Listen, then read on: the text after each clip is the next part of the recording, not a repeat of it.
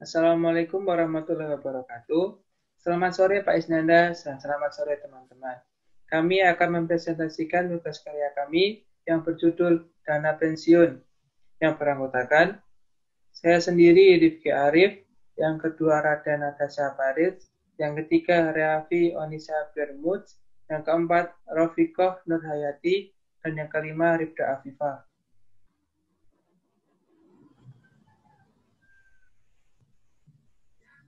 Yang pertama, pengertian dana pensiun. Badan hukum yang mengelola dan menjalankan program yang menjanjikan manfaat pensiun bagi pesertanya. Definisi ini memberikan pengertian bahwa dana pensiun merupakan lembaga yang mengelola program pensiun untuk memberikan kesejahteraan kepada karyawan suatu perusahaan, terutama yang telah pensiun.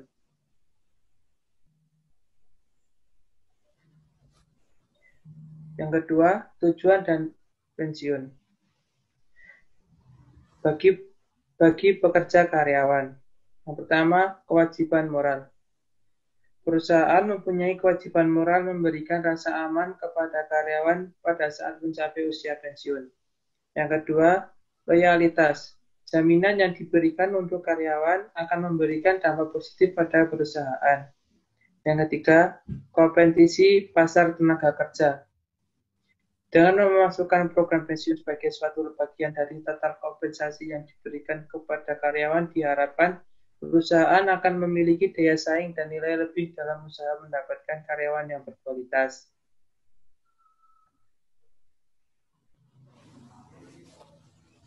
Yang kedua, bagi karyawan, rasa aman terhadap kondisi masa yang akan datang dan kompensasi yang lebih baik. Selanjutnya, bagi penyelenggara atau pengelola, penghimpunan dan pengelolaan dana dapat memberikan pendapatan dari fee-based income bank berupa provisi atau selisih pendapatan uang. Selanjutnya, bagi pemerintah. Yang pertama, sebagai sarana penghimpunan dana guna meningkatkan peran serta masyarakat dalam melestarikan pembangunan nasional yang terus tumbuh. Yang kedua, penghimpunan dan pengelolaan dan guna memelihara kesinambungan penghasilan pada hari tua dalam rangka mewujudkan keadilan sosial bagi rakyat Indonesia. Dan yang ketiga, terciptanya sumber dana baru yang bersifat jangka panjang untuk membiayai pembangunan.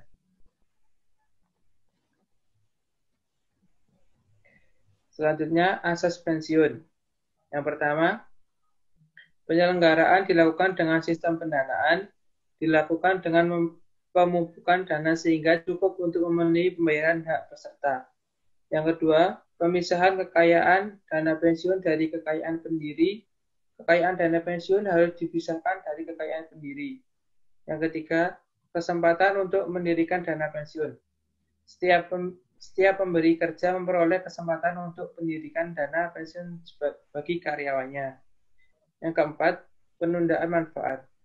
Pembayaran hak peserta hanya dapat dilakukan setelah peserta pensiun. Yang kelima, pembinaan dan pengawasan.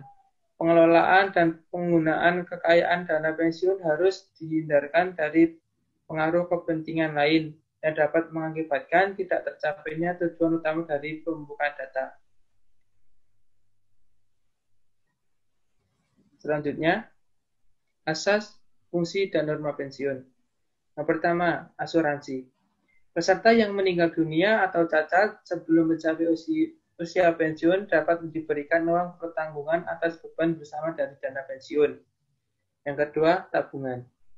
Akumulasi iuran peserta dan iuran pemberi kerja merupakan tabungan untuk dan atas nama pesertanya sendiri. Yang ketiga, pensiun.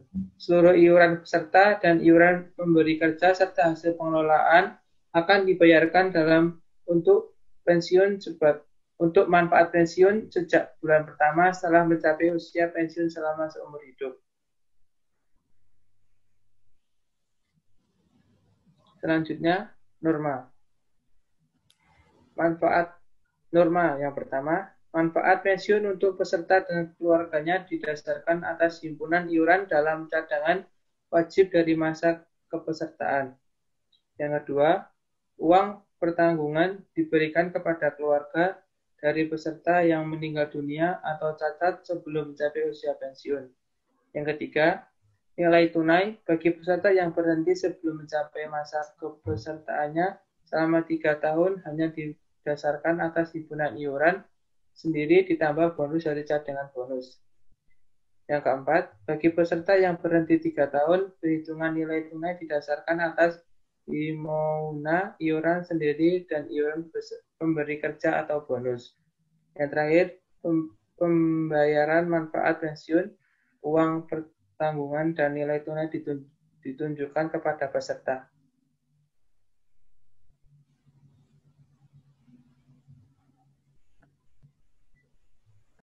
Baik, saya akan melanjutkan materi selanjutnya, yaitu peserta dan usia dana pensiun. Yang pertama, peserta dana pensiun. Undang-Undang Pasal 19 Nomor 12 Tahun 1992 menyatakan bahwa setiap karyawan yang termasuk golongan karyawan yang memenuhi syarat kepesertaan dalam dana pensiun yang didirikan oleh pemberi kerja berhak menjadi peserta apabila telah berusia minimal 18 tahun atau telah menikah atau telah memiliki masa kerja minimal 1 tahun pada pendiri atau mitra kerja. Selanjutnya ada kewajiban peserta dan hak peserta. Kewajiban peserta yang pertama membayar iuran kepada dana pensiun, yang kedua membuat pernyataan tertulis tentang kesediaannya dipotong gaji untuk membayar iuran pensiun tiap bulan. Yang ketiga mematuhi peraturan dana pensiun dan peraturan pelaksanaannya. Yang keempat memberikan keterangan atau data kepesertaan termasuk data suami atau istri, anak dan pihak yang telah ditunjuk beserta perubahannya dengan lengkap dan benar sesuai dengan bukti yang sah. Berikutnya ada hak peserta. Yang pertama, mendapatkan manfaat pensiun. Yang kedua, mengajukan wakilnya dalam Dewan Pengawas. Yang ketiga, memperoleh pengumuman dari pengurus mengenai perkembangan portofolio investasi dan hasilnya minimal 6 bulan sekali. Yang keempat, menyampaikan saran dan pendapat kepada pendiri, pengurus, dan Dewan Pengawas mengenai perkembangan portofolio investasi dan hasilnya. Yang kelima, memperoleh salinan hasil pengawasan Dewan Pengawas atas pengelolaan dana pensiun. Selanjutnya, usia dana pensiun dibagi menjadi 4. Yang pertama, pensiun normal, yaitu usia paling muda saat karyawan berhak untuk pensiun tanpa perlu persetujuan dari pemberi kerja dengan memperoleh manfaat pensiun secara penuh. Yang kedua, pensiun dipercepat, yaitu ketentuan pensiun yang mengizinkan peserta pensiun untuk mempercepat pensiun karena alasan tertentu. Ketentuan ini diatur dalam peraturan dana pensiun bahwa karyawan dimungkinkan untuk pensiun lebih awal dari usia pensiun normal dengan persyaratan khusus. Yang ketiga, pensiun ditunda, yaitu ketentuan pensiun yang memperkenankan karyawan untuk tetap bekerja melampaui usia pensiun normal. Ketentuan ini berlaku bagi karyawan yang secara mental dan fisik masih sehat untuk bekerja.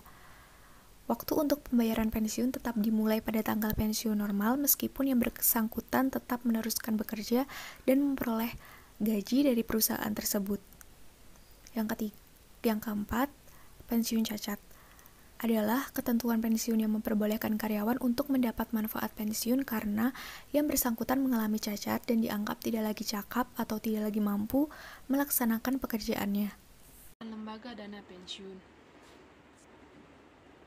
Menurut Undang-Undang Nomor 11 Tahun 1992, program pensiun terdiri dari 1. Program pensiun iuran pasti. Program pensiun iuran pasti adalah program pensiun yang iurannya ditetapkan dalam peraturan dana pensiun dan seluruh iuran serta hasil pengembangannya dibukukan pada rekening masing-masing peserta sebagai manfaat pensiun. 2. Program pensiun manfaat pasti. Program pensiun manfaat pasti atau PPMP merupakan program pensiun yang menetapkan rumusan tertentu atas manfaat yang akan diterima oleh peserta ketika sudah mencapai usia pensiun. Pada program pensiun, perusahaan dana pensiun umumnya akan mempertimbangkan masa kerja dan besarnya gaji atau penghasilan karyawan. 3. Dana pensiun berdasarkan keuntungan. Dana pensiun pemberian kerja yang menyelenggarakan program pensiun iuran pasti dengan iuran yang hanya dari pemberian kerja yang berdasarkan pada rumusan yang dikaitkan dengan keuntungan pemberian kerja. Jenis lembaga dana pensiun. Menurut Undang-Undang Pasal 2 Nomor 11 Tahun 1992 terdiri atas 1. Dana pensiun pemberian kerja atau DPPK. Dana pensiun pemberian kerja adalah dana pensiun yang dibentuk oleh orang atau badan yang mempekerjakan karyawan selaku pendiri atau penyelenggaraan program pensiun manfaat pasti atau program pensiun iuran pasti bagi kepentingan sebagai atau seluruh karyawan sebagai peserta dan yang menimbulkan kewajiban terhadap pemberi. 2. Dana pensiun lembaga keuangan. Dana pensiun lembaga keuangan adalah dana pensiun yang dibentuk oleh bank atau perusahaan asuransi jiwa untuk menyelenggarakan program pensiun iuran pasti bagi perorangan, baik karyawan maupun pekerja mandiri yang terpisah dari dana pensiun pemberian kerja bagi karyawan bank atau perusahaan asuransi jiwa yang bersangkutan. Baik, saya Rofiqah Nurhayati akan melanjutkan presentasi poin keempat, yaitu potret dan pertumbuhan peserta dana pensiun. Potret dana pensiun di Indonesia. Seperti yang diketahui bahwa Gross Domestic Product atau GDP Indonesia dari tahun ke tahun terus meningkat. Hal ini menandakan adanya perbaikan dan pertumbuhan terhadap perekonomian Indonesia. Seiring dengan pertumbuhannya tersebut, aset dana pensiun juga terus tumbuh dan berkembang. Namun, peningkatan jumlah aset dana pensiun masih belum mencapai hasil yang signifikan bila dibandingkan dengan tingkat GDP di Indonesia. Hal ini terlihat dari persentase aset dana pensiun terhadap GDP yang rata-rata hanya sekitar 2%. Salah satu indikasi penyebabnya adalah skema program yang masih bersifat sukarela. Jika dibandingkan dengan jumlah pemberi kerja atau perusahaan yang ada di Indonesia, hanya sedikit jumlah pemberi kerja yang secara sukarela mendirikan dana pensiun untuk karyawannya. Jumlah pekerja yang tercatat memiliki program pensiun baru sekitar 5% dari jumlah tenaga kerja yang tersedia di pasar. Pengetahuan masyarakat terhadap dana pensiun sebagai salah satu lembaga keuangan yang ada di Indonesia juga masih sangat rendah bila dibandingkan dengan lembaga keuangan lainnya seperti perbankan, perusahaan perasuransian, dan perusahaan pembiayaan. Sejak disahkannya Undang-Undang Nomor 11 Tahun 1992 tentang dana pensiun, industri dana pensiun terus tumbuh dan menunjukkan perannya dalam perekonomian di Indonesia. Indikator pertumbuhan industri dana pensiun diantaranya dapat dilihat dari pertumbuhan aset, investasi, dan jumlah peserta yang terus mengalami peningkatan. Sepanjang 21 tahun ini, pemerintah terus berupaya untuk menumbuhkan industri dana pensiun, antara lain melalui penyusunan dan penyempurnaan berbagai peraturan, kegiatan sosial dan edukasi kepada masyarakat, serta pemberian fasilitas perpajakan. Pertumbuhan entitas dana pensiun dan peran program pensiun. Pada saat awal dibentuknya lembaga dana pensiun, yang sebelumnya disebut dengan Yayasan Dana Pensiun, jenis dana pensiun seluruhnya berbentuk dana pensiun pemberi kerja atau DPPK. Hal ini disebabkan karena poin A, banyaknya perusahaan BUMN dan BUMD yang berusaha untuk mendukung cita-cita pemerintah dalam meningkatkan kesejahteraan masyarakat. Poin B, tingginya tuntutan pekerja swasta terhadap perusahaan untuk menyediakan jaminan atas hari tua mereka. Poin C, kesadaran para pemilik modal untuk menjaga kesejahteraan pekerja yang berkualitas karena pada saat itu tenaga kerja terdidik masih sedikit. Banyaknya pendirian DPPK ternyata berjalan seiring dengan banyaknya penyelenggaraan program pensiun manfaat pasti atau PPMP yang dibandingkan dengan program pensiun iuran pasti atau PPIP. Hal ini terjadi karena didasari oleh adanya kecenderungan pemberi kerja untuk meniru kebiasaan pada sistem pensiun pemerintah dan kemudian mengadopsinya ke dalam sistem kepegawaiannya sendiri. Dalam Undang-Undang Dana Pensiun memperkenalkan dana pensiun lembaga keuangan, yaitu DPLK, sebagai bentuk alternatif penyediaan program pensiun bagi masyarakat umum bila di tempat bekerjanya tidak menyediakan program pensiun. Pendirian DPLK untuk pertama kalinya terjadi pada tahun 1993 sampai dengan akhir tahun 2011. Terdapat 25 lembaga DPLK yang terdiri dari 18, senilai 80% DPLK dari asuransi jiwa dan selebihnya 20% dari perbankan. Kurangnya minat institusi bank ataupun asuransi jiwa dalam pendirian BPLK kemungkinan disebabkan karena masih terdapat permasalahan internal perusahaan seperti masalah infrastruktur dan marketing. Selain itu, informasi kepada masyarakat mengenai keberadaan BPLK dan manfaatnya juga dirasakan masih sangat kurang. Seiring dengan perkembangannya, jumlah dana pensiun mengalami perubahan. Hingga pertengahan tahun 2012, dana pensiun yang berstatus aktif berjumlah 272 lembaga yang terdiri dari 247 DPPK dan 25 BPLK secara entitas. Sejak diterbitkannya Undang-Undang Dana Pensiun sampai dengan saat ini, DPPK, PPNP memang merupakan mayoritas bentuk penyelenggaraan dana pensiun di Indonesia. Namun, khusus untuk DPPK, PPNP, jumlahnya dalam 10 tahun terakhir ini mengalami penurunan yang cukup signifikan. Sebagai akibatnya, ada beberapa dana pensiun yang mengalami pembubaran. Selanjutnya, pertumbuhan peserta dana pensiun. Kesadaran masyarakat akan pentingnya perencanaan keuangan di hari tua nampaknya masih perlu ditumbuhkan. Sampai dengan akhir tahun 2011, jumlah peserta dana pensiun telah mencapai 3.082.708 orang atau bertambah sebesar 9,39% dibandingkan dengan tahun sebelumnya. Kenaikan tersebut tentu menggembirakan karena beberapa tahun sebelumnya kenaikan hanya sekitar 5%. Meskipun kenaikan tersebut hampir mencapai 2 kali lipat daripada sebelumnya, akan tetapi jumlah tersebut baru mewakili 5,6% dari sebagian tenaga kerja di Indonesia yang masuk dalam status pekerjaan utama, seperti berusaha sendiri, berusaha dengan buruh tetap, dan buruh atau karyawan atau pegawai yang berjumlah 60.905.202 orang. Kecilnya proporsi tenaga kerja yang menjadi peserta dana pensiun, baik berupa DPPK maupun BPLK, memberikan sinyal positif bahwa potensi untuk mengembangkan industri dana pensiun masih menjanjikan. Berkurangnya jumlah DPPK berdampak pada tingkat pertumbuhan jumlah peserta DPPK. Selama periode tahun 2007 sampai 2011, tingkat pertumbuhan peserta DPPK tahun hanya di bawah 3%. Sebaliknya, tingkat pertumbuhan peserta DPLK selalu berada di atas 8% atau rata-rata per tahunnya sebesar 11,5%.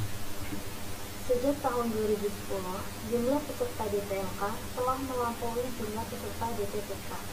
Dibandingkan dengan tahun sebelumnya, jumlah peserta DPLK di akhir tahun 2011 bertambah sebanyak 234.625 orang atau meningkat sebanyak 16,35%. Sedangkan jumlah peserta DPPK dana pensiun bertambah sebanyak 70.086 orang atau meningkat sebesar 2,17%. Peningkatan jumlah peserta DPLK lebih dipicu oleh penambahan jumlah peserta mandiri daripada penambahan jumlah peserta kelompok. Hal ini memberikan sinyal positif karena mengindikasikan adanya peningkatan perencanaan pensiun untuk hari tua nanti. Selanjutnya, poin kelima, yaitu pertumbuhan aset dan investasi dana pensiun. Pertumbuhan aset dana pensiun. Aset dana pensiun mengalami pertumbuhan positif dari tahun ke tahun.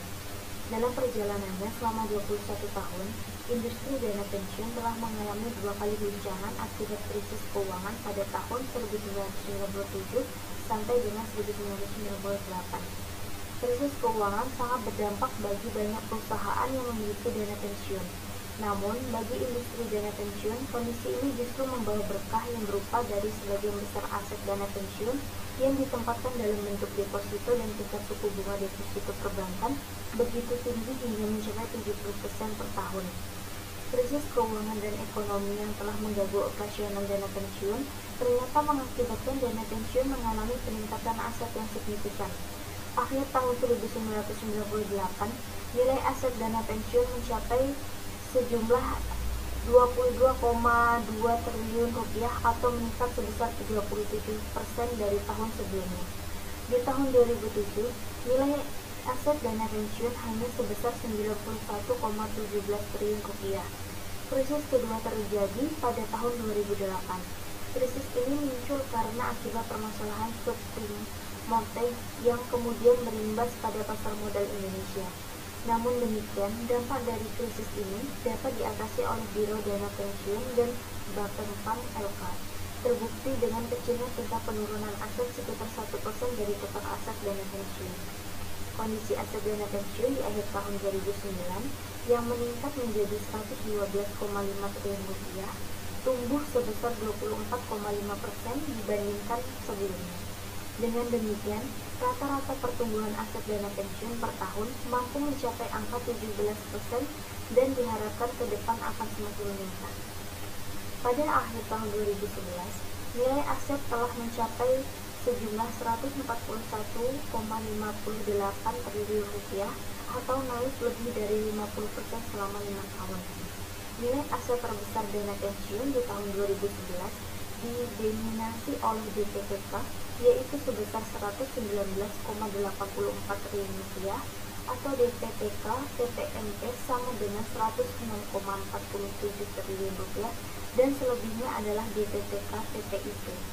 Meskipun nilai aset di DPTK TPMP relatif lebih tinggi dibandingkan DPTK TPIP ataupun DPLK, tingkat pertumbuhan aset di DPTK TPMP ternyata jauh lebih kecil daripada tingkat pertumbuhan aset di DPTK TPIP maupun DPLK. Selama kurun waktu 15 tahun, pertumbuhan aset DPTK TPMP per tahun rata-rata adalah sebesar 15,2% dan pertumbuhan aset DPTK TPIP dan DPLK mencapai sebesar 35,19% dan 34,36%. Selanjutnya, pertumbuhan investasi dana pensiun. Dana pensiun investasi merupakan komponen terbesar dalam penilaian aset dalam dana pensiun. Sebagai komponen terbesar dalam aset dana pensiun, proporsi investasi terhadap aset dana pensiun per tahun rata-rata mencapai 95,6%. Dalam kurun waktu 1997 sampai dengan 2003, pengelolaan investasi dana pensiun bersifat konservatif. Hal ini terlihat dari besarnya proporsi deposito dalam investasi dana pensiun. Sejak tahun 2001, dana pensiun terlihat mulai mencoba untuk berinvestasi dalam bentuk surat berharga yang dikeluarkan pemerintah. Besarnya tingkat pengembalian yang dijanjikan pemerintah serta rasa aman terhadap produk investasi membuat dana pensiun semakin mantap untuk menempatkan dananya dalam bentuk surat berharga negara. Pada tahun 2002, proporsi investasi berupa deposito mencapai 70% dari total investasi dana pensiun. Akan tetapi, mulai tahun 2003, penempatan investasi dalam bentuk deposito ini semakin berkurang. Selanjutnya, sejak tahun 2004, surat berharga negara mendominasi portofolio investasi dana pensiun dengan proporsi penempatan berada di kisaran 20% hingga 30% dari total investasi dana pensiun. Selain surat berharga negara, dana pensiun juga terlihat mulai berani untuk melakukan penempatan investasi di pasar modal, khususnya obligasi, saham, dan reksadana. Pada tahun 2007, nilai investasi dana pensiun adalah sebesar 87,91 triliun rupiah.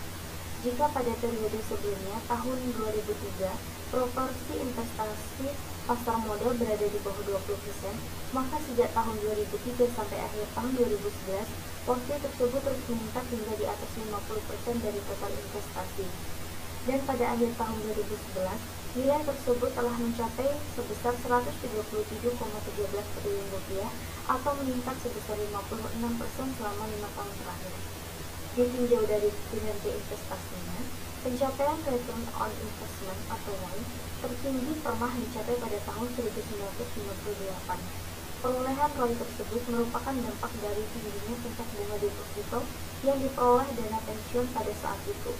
Namun, sejak tahun 2000 sampai dengan 2011, rata-rata per tahunnya adalah sekitar 10% hingga 20%, kecuali ROI pada tahun 2008. Akibat krisis tahun 2008, ROI dana pensiun pun mencapai titik terendah. Beberapa hal yang akan tetap diperhatikan oleh pengelola dana pensiun adalah faktor keamanan dan risiko yang mungkin timbul dari berbagai bentuk investasi. Sehingga dengan dibukanya kesempatan bagi dana pensiun untuk berinvestasi dalam bentuk efek beranggun aset atau fixed dan sukuk Penambahan jenis-jenis investasi baru diharapkan akan semakin memperluas diversifikasi portofolio investasi, yang secara langsung akan berdampak pada perkembangan aset dana pensiun. Baik, selanjutnya akan dilanjutkan oleh teman saya. 10. Program pensiun dalam kerangka sistem jaminan nasional. Dalam lingkup suatu negara, rakyat berhak mendapatkan jaminan kesejahteraan. Dalam Undang-Undang 1945 Pasal 28H atau amandemen kedua menyatakan bahwa setiap orang berhak atas jaminan sosial yang memungkinkan pengembangan dirinya secara utuh sebagaimana manusia yang bermartabat. Dan Pasal 34 ayat 2 amandemen keempat menyatakan bahwa negara mengembangkan sistem jaminan sosial bagi seluruh rakyat Indonesia dan memberdayakan masyarakat yang lemah dan tidak mampu sesuai dengan martabat kemanusiaan.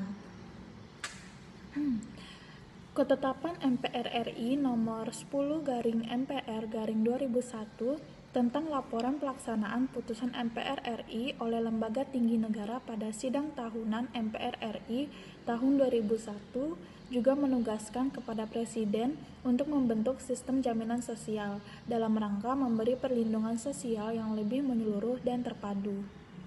Dalam rangka mengupayakan pemenuhan hak dan harapan rakyat Indonesia sebagai implementasi dari Pasal 28H, maka diwujudkan dengan disahkannya Undang-Undang Nomor 40 Tahun 2004 tentang Sistem Jaminan Sosial Nasional atau SJSN. Undang-undang ini mengatur sistem jaminan sosial dengan pendekatan skema asuransi yang mewajibkan bagi pekerja formal untuk mengikuti jaminan sosial pada aspek jaminan kesehatan, jaminan kecelakaan kerja, pemutusan hubungan kerja, dan jaminan hari tua dan pensiun serta jaminan kematian.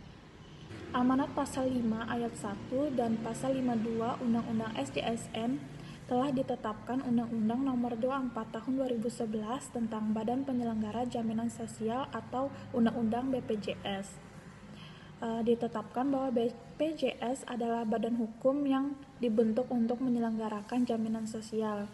BPJS ini merupakan transformasi dari keempat penyelenggara jaminan sosial yang pernah berlaku, yaitu PT Askes Persero, PT Jamsostek Persero, PT Taspen Persero, dan PT Asabri Persero. Berdasarkan Undang-Undang BPJS, dibentuk dua badan penyelenggara jaminan sosial, yaitu BPJS Kesehatan sebagai penyelenggara program jaminan kesehatan dan BPJS Ketenagakerjaan sebagai penyelenggara program jaminan kecelakaan kerja, jaminan hari tua, jaminan pensiun, dan jaminan kematian.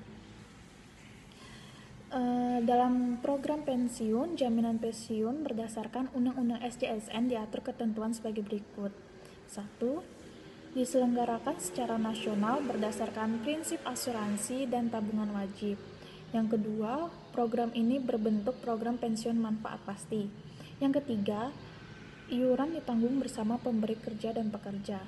Yang keempat, BPJS melakukan penarikan iuran dan pembayaran manfaat pensiun. Dalam penjelasan umum Undang-Undang SJSN disebutkan bahwa dengan adanya penyelenggaraan sistem jaminan sosial, termasuk penyelenggaraan program jaminan pensiun, diharapkan mampu memenuhi kebutuhan dasar hidup yang layak bagi setiap penduduk bila terjadi hal-hal yang dapat mengakibatkan hilang atau berkurangnya pendapatan karena memasuki usia lanjut atau pensiun. Jika dicermati, maksud dari penyelenggaraan SJSN ini, pemerintah berkeinginan untuk memperluas jumlah masyarakat agar memiliki program pensiun walaupun dengan besar manfaat pensiun yang sifatnya dasar. Sebelum adanya Undang-Undang SJSN ini, program pensiun hanya dirasakan oleh masyarakat yang bekerja sebagai pegawai negeri sipil atau anggota ABRI dan kepolisian. Pelaksanaan program jaminan pensiun SJSN yang bersifat wajib secara otomatis akan mempengaruhi struktur dan tingkat biaya bagi pemberi kerja. Walaupun di sisi lain program ini juga akan membangun kekuatan ekonomi nasional dari hasil pemupukan dananya, adanya tambahan biaya tersebut dapat menyebabkan pemberi kerja bereaksi dengan menata ulang program kesejahteraan yang disediakan bagi karyawannya untuk meminimalisir biaya yang dikeluarkan untuk program tersebut. Dalam konteks tersebut, bagi pemberi kerja yang sebelumnya telah memiliki program pensiun sukarela, akan sangat mungkin mengakhiri program pensiunnya demi memenuhi kewajiban mengikuti program pensiun SJSN. Hal tersebut tetap dilakukan walaupun program pensiun yang dimiliki saat ini telah memberikan manfaat pensiun yang lebih baik bagi karyawannya. Karena itu, harmonisasi terhadap pengaturan sistem pensiun secara menyeluruh merupakan suatu keharusan agar program yang dijalankan berdampak positif bagi seluruh masyarakat. Alternatif pengaturan terkait pelaksanaan Undang-Undang Dana Pensiun di antaranya yaitu yang pertama, memperkenankan pemberi kerja yang telah memiliki program pensiun untuk mengkompensasikan besar manfaat pensiun dari program pensiun yang telah dimilikinya dengan manfaat pensiun dari program pensiun SJSN. Dan alternatif lain, dengan menetapkan tingkat manfaat pensiun wajib yang tidak terlalu tinggi sehingga program pensiun sukarela sebagai tambahan manfaat pensiun tetap diberlakukan. Sekian dari kami, terima kasih. Bila ada kesalahan mohon maaf, dan jika ada yang mau ditanyakan bisa komen di bawah video ini. Terima kasih.